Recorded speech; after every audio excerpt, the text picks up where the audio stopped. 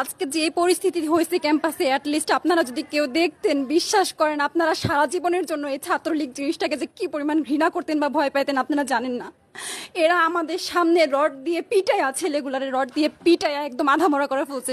তারা এসে আমাদের পেছনে লুকাইছে, আমাদের বোরকার পেছনে, আমাদের ওড়নার পেছনে লুকায় বলে, আপু আমাদের একটু লুকায় রাখেন, আমাদের ওরা মাইরা ফেলবে, আমাদের বাঁচান আপু বাঁচান। আমরা তাদের ওড়না দিয়ে বোরকা দিয়ে লুকায় রাখছি, সেইখান থেকে আমাদের ধাক্কা দিয়ে ফেলে দিয়ে তাদের বের করে আবার মাথায় রড দিয়ে মারছে, এমন অবস্থা। এবং তারা আমাদের ক্যাম্পাসের পরিচিত মুখ, আমরা চিনি তাদের, তারা এই অবস্থা করছে, রাস্তায় একদম শোয়াই ফেলছে।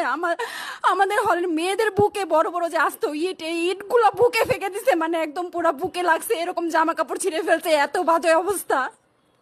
অথচ আমার ব্যাচমেট, আমরা যাদের সাথে ক্লাস করি, একসাথে বসি, আমি তাদের একটা কথা বলতে দেখি না এগুলো নিয়ে, একটা কথা না। এবং তাদের নিউজ ফিডে গেলে দেখবেন তারা এখন এগুলাই সাপোর্ট করে যাইতেছে। কিচ্ছু বলার নাই। আমি আমি কেমনে যাই এই মানুষগুলোর সাথে, এত বছর ক্লাস করছি, বা আমি আরো 6টা মাস কিভাবে ক্লাস করবো আমি জানি না, আমি সত্যিই জানি না।